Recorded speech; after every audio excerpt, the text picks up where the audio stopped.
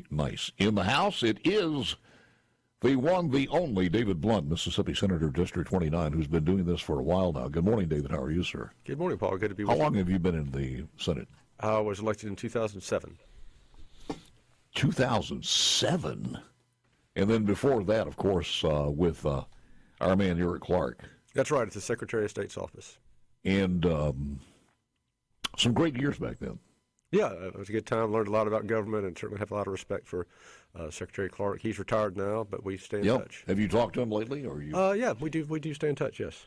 Well, I understand. I hope he listens every once in a while and it doesn't pull his hair out. So I don't know. Speaking of which, there are a lot of things to talk to you about. Let's get on this one first of all. Oh, by the way, this one. I don't know if you saw this, but it kind of.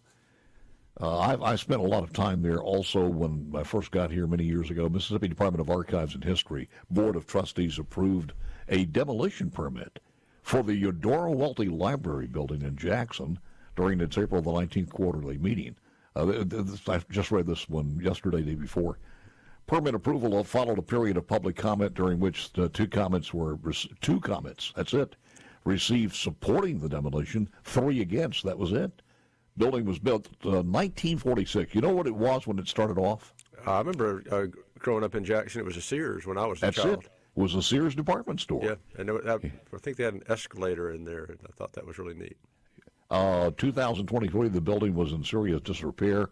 City of Jackson declared it would be no longer maintaining it, and I guess if there's some good news on here, it'll be a new public park and green space that will replace that, and the library will be, I guess, moved somewhere else. So it's my understanding, and of course the library system is run by the city and the county, that they're looking for a new downtown location.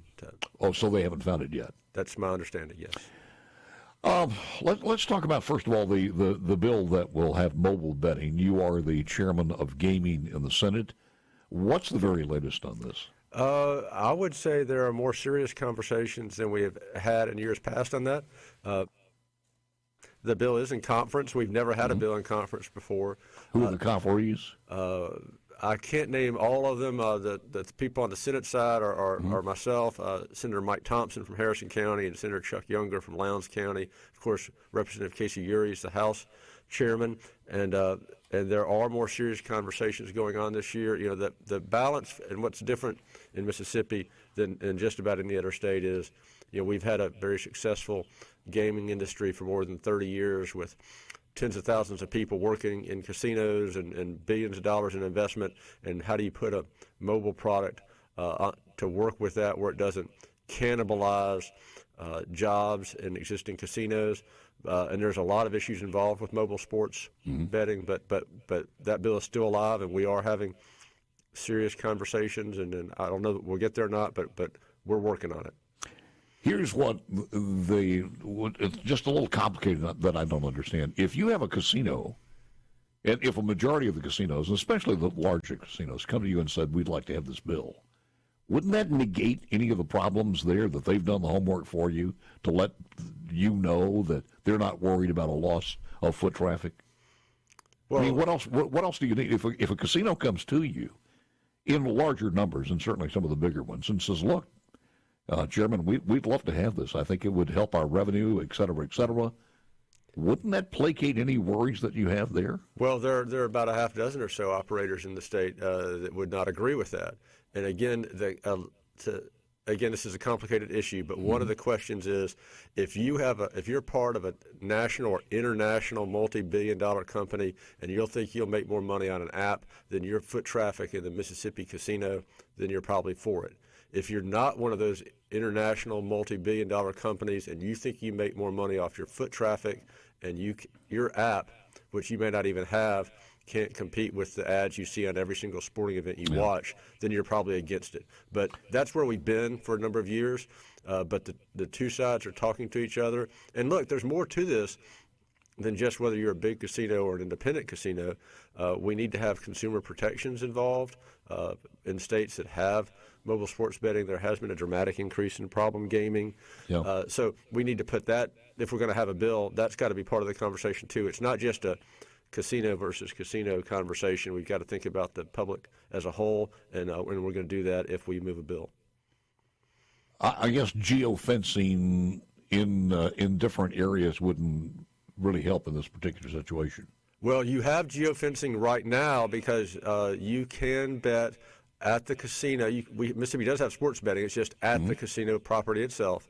And there are a few casinos and a few more working on it that allow you to bet on your phone when you're at the casino. So if we were to have it in Mississippi, and this is what they have in Tennessee, for example, a state that doesn't have casinos, the state is geofenced. So if you're in Tennessee and you're on a Tennessee cell phone tower, you can place that bet. We're not talking about mobile voting now. We're talking about mobile sports betting. But and if you drive into DeSoto County and you get on that Mississippi cell phone tower, you're not going to place that bet anymore. So if we were going to have it in Mississippi, we would effectively geofence the state, and that technology is out there to do that. I think it's a fair question. If some of the casinos don't want it, they have as much import as those who do, and I think that's a fair argument. The other part of this is, have you looked at other states that have this and seen if there is a decrease in foot traffic that's nominal enough to worry about it? Arkansas was concerned about it, and they have a very different model over there. We're in the top 6 in the country in terms of casino revenue, and it's hard to compare us to New Jersey because you got New York City next door. It's hard to compare us to Nevada because that gaming industry is so big, and that state is, just so rural except for a couple of major population centers. So we've looked at other states. We had a task force last fall, and there's a full 90-page report on the PEER website that anybody can go read that compares us to other states like Tennessee, Arkansas, Louisiana, and looked at some of the questions that we would need to consider. We're constantly worried about expansion. We've been worried about expansion since we, built the first casino there, and Alabama could do some danger to us. Florida could do some danger to us. Watching very closely about casino legislation in Alabama and Florida. The difference between the casino business, though, and the mobile sports betting business is the casino business takes years and billions of dollars to build and employs thousands and thousands of people. The mobile sports betting business is an app, and we could probably get something up in 90 days. There's no infrastructure, there's no jobs. The barrier to entry is just not there like it would. If Alabama legalized casinos, and I hope they don't, but it would take them a whole lot of time and money to catch up with the product we have on the Gulf Coast. Well, and the other thing on that one, too, is a lot of the people that own these casinos are, one corporation that they're going to hurt themselves by building another to compete against it for the most part. So you do have some of that. Like Beau Rivage, why would they own casinos in where? I guess in not only Las Vegas, but they also in New Jersey? I'm pretty sure they do. MGM is a major player in the business. I was reading, Larry Gregory sent me the latest annual report. I'm sure you got yours, but just some of the stuff in here, we just don't think about it a lot. It's an immediate impact. Mississippi's $6 billion tourist industry. $6 billion is what we have in tourism in the state. It makes the state workforce more competitive. But people don't think about that. I think it's our third biggest income, not casinos itself now, tourism as a whole. It's extremely important. And we had this in a hearing, and one of the operators brought this up. We legalized casinos in Mississippi to grow the tourism industry, to create jobs, and to bring new people into this state. Now, mobile sports betting doesn't do any of that. Mobile sports betting is something that a lot of Mississippians want to do, and so as elected officials, we got to be responsive to that. I want to ask you when we come back how much money we're talking about here could be netted from this. Since the first casinos opened back in 1992, gaming has become a pillar of our state's economy, currently supporting 16,326 jobs, generating $298,458,016 Is that right? Yeah. Those are just direct jobs and direct tax revenue. Jobs, right? That doesn't include all the other tourism and all the suppliers and all that sort of spin-off. More with David Blount coming up. Back with David Blount, Senator from Hinds County. And I don't want to stay too long on this one, just a couple of other things. We were talking about worrying about Alabama and their infrastructure. They're one of the top states where, this is page 4. By the way, I need to correct this. It was tourism is the 4th largest industry. I think I said 3rd.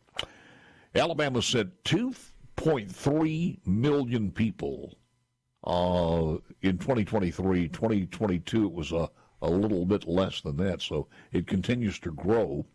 People from Alabama visiting Mississippi casinos. 2.341 is the total.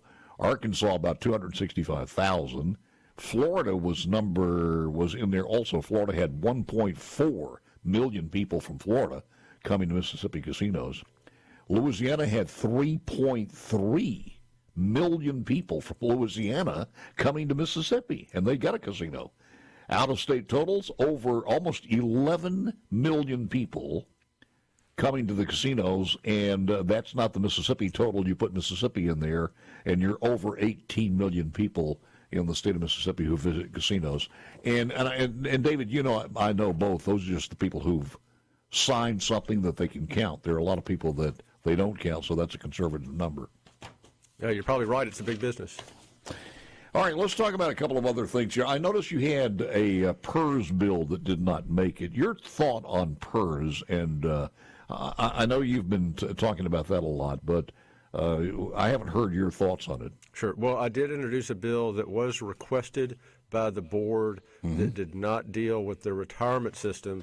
It dealt with what is called the Deferred Compensation Plan, which is an additional voluntary savings program. So that bill was requested unanimously by the board, didn't deal with retirement benefits, dealt with optional savings for people who choose to do that who are PERS eligible. But as for PERS as a whole, we all recognize that it's extremely important, and in my opinion, changing the board or deciding not to pay what the actuaries say needs to be paid is a mistake. And so you don't think we should be changing the board? I do not. I want to go over to the initiative, too, because we have limited time here. But on the initiative process, that seems to be a dead issue for this session. It does. And thoughts? I think we've gone through 3 sessions now since the Mississippi Supreme Court threw out the initiative process, and the legislature in 3 years has failed to bring it back. So I begin to wonder if the people in charge of the legislature really want to bring it back. It doesn't look like they do. I think that's a right the people ought to have, but the folks in charge evidently don't believe that, and so it failed again. Is the reason or the excuse, one or the other, on both sides of the aisle, the number of signatures? It is not an excuse on both sides of the aisle. It seems to be a disagreement between Republicans in the House and Republicans in the Senate. But that's it as far as the signatures? That's the disagreement? Or there may be I think other disagreements may include what topics should be eligible for consideration. And there may You believe that abortion should be on there? I think if the people have a right, it's the people's right. And so if they don't want it, they won't do it. A lot of this hasn't been a theoretical discussion. We had an initiative process for 30 years. And so the idea that we were going to be swamped with initiatives, that we were going to do all these crazy things, that people were going to be misled. We had an initiative process in this state for 30 years, and the people voted for some of them, and the people voted against some of them. And so I think that my bill was a statutory initiative process that was modeled on the process that we had for 30 years in the state, and I still think the people ought to have that right. Codified in state statute, or yes. in other words, take it out of the Constitution itself? Yes, I believe it should be a statutory process because, the most recent one, the last one that we had, of course, was medical marijuana, and I supported that. But what we learned from that is even the people who wrote that came in the next year and say, hey, we probably need to do this a little bit differently. We probably need to include the Department of Revenue in this provision. We probably need to include the Department of Health in this provision. There are always going to be technical changes to any sort of complicated process, and so that's why I think it ought to be statutory. I think there's a big movement for term limits too in that. Would you support that? Well, let me give you an example of the initiative process and the wisdom of the state of Mississippi. Term limits was put on the ballot twice by the initiative process, and both times the people of Mississippi rejected it. So I think the voters of the state are on record twice as not being in favor of that proposition. Let me put it this way: things have changed since that. A lot of water's gone under the bridge since those votes many years ago. Well, I mean, I personally am not for it. I don't think it would be good for Mississippi at the federal level or at the state level. When we talk about Medicaid, big issue. That's one of the other hot-button issues that yet to be decided. Can you give me your outlook or your viewpoints on that one, insight and analysis? Well, I feel very strongly that Mississippi needs to expand Medicaid. 40 states have expanded Medicaid, and I think the simple question right now for Mississippi is, are we going to be the 41st state or are we going to be the 50th state? It's desperately needed for healthcare providers and hospitals. It's desperately needed for people who don't have insurance. And the bill is still alive. I'm not a conferee. I'm not trying to hash that out. I think that we need to expand Medicaid, and the House plan is a better plan, and I hope we can get something done this session. So you don't agree with the Senate plan as far as workforce development?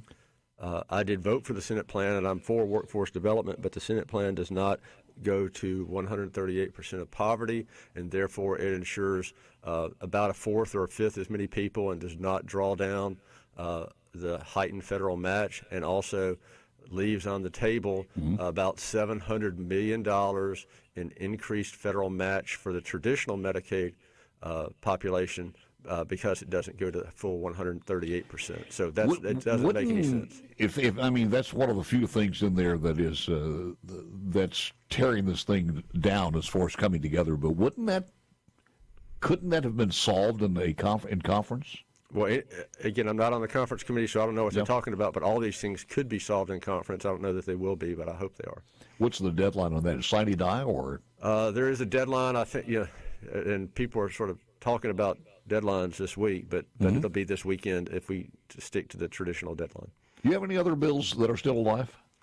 We have another gaming bill that's important that deals with casinos on the Gulf Coast and what's a legal site. So I'm working on that, and then I'm try to stay involved with what's happening. That's the Tidelands we're talking about, right? Yes, that's right. And what a legal site is, and it can get complicated as a result of the 800-foot rule that we put in place after Katrina. So that's an important issue on the Gulf Coast. And of course, I'm trying to keep up with education, which is another one of the. We've hit the three big topics that everybody's talking about this session: PERS, Medicaid, and education. Do you think that if we don't come together on the Inspire versus MAEP, there could be a special session? I think if we don't come together, I think there could be a special session because obviously we need to finalize that budget. But it's my understanding, and I'm not in those conversations, but it's my understanding that the House and Senate chairmen are talking, and I really hope that they can work something out. I don't understand. Why would you have to choose one or the other? Just go on with the existing program. Well, if that would be MAEP. So if the Senate has proposed changes to MAEP, the House has a new program that they call Inspire, and if neither one of those happen, then you're stuck with the current law, which is MAEP, and we would just. That's what I'm saying. But you alluded to the fact that we'd have to do it one way or the other. Has to be done before the budget can be passed. At the end of the session. That's true because I don't know. The Speaker has made it very clear that he's not in favor of funding the current MAEP formula. He wants to see it changed. So the House and the Senate would have to agree on the allocation, the amounts and allocation of funding, and I don't know that they would do that until they know whether there's a new formula. I got you. How does the bill we're talking about as far as the Tidelands, does this placate the Secretary of State or the Gaming Commission? I mean, on the Tidelands, on this issue. The bill that I have put forward resulted from a decision made by the Gaming Commission last December that really, in the opinion of every single operator, big and small, on the Gulf Coast, brought into question what exactly is a legal site on the coast. We have 17 legal sites right now that have not been developed. But the site that was approved in December raises a lot of questions about what the market looks like. And I believe when you have questions like that, it is a discouragement to investors who may want to do something. So we just need clarity over what an existing site is, and also what the we did it right in Mississippi. We did it in a free market approach, and we required a high level of investment in terms of hotels and amenities and restaurants and all that sort of stuff. We don't have truck stop casinos on the Gulf Coast. We have a good product. And Absolutely. So we're trying to protect that. If anybody's seen the truck stop casinos, they got to be proud of what we did and what we're still doing. That's Absolutely, right. Positively. What's the status of that bill? It is also in conference. And, it's in conference. So is there a strike all, or is there a mirror bill that you're working with as far as the House is concerned? The House bill, I believe, is largely code sections. We spend a lot of time on a very specific bill in the Senate. I will give you final thoughts when we return in the final segment with David Blount, Senator, District 29 from Hinds County, who's also Senate Gaming Committee and also Vice Chair of Senate Education. A Senator from District 29. I was looking. I wanted to ask you this one, though. In all of the brouhaha and the minutia that went with the Capitol complex and doing that, you feel a little bit better about the decisions made and where we are as far as the expansion and hopefully a little bit of a control over crime?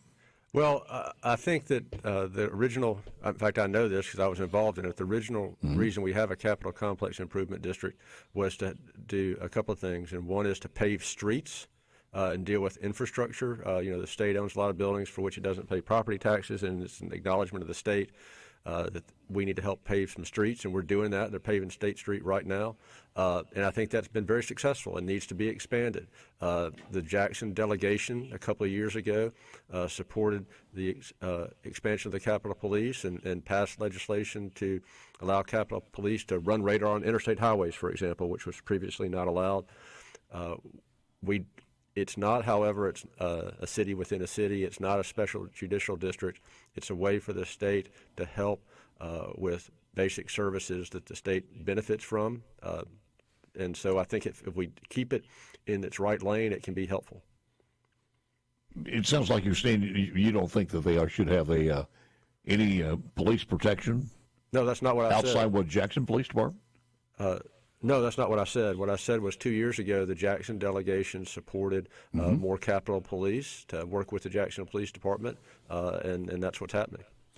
Where do you think some of the other delegation, as far as the Black Caucus, is on board with this now, or there's still this bubbling disagreement with that? Well, there were disagreements among the Black Caucus and also with me as a member of the Democratic Caucus with some of the CCID legislation that was proposed last year that I was against, that almost everybody elected from Jackson was against. So I think it's important that we keep the CCID doing what it needs to do, and it doesn't spiral off into things that it was not designed to do. If it does what it needs to do, which is with Capitol Police to help JPD, to help the Hinds County Sheriff's Office, to pave streets, I think it can be successful. We just need to keep them on task.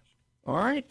Let me give you the final thoughts here. What anything else that you'd like to mention before we leave? I would say this. For years, education was a partisan issue in Mississippi.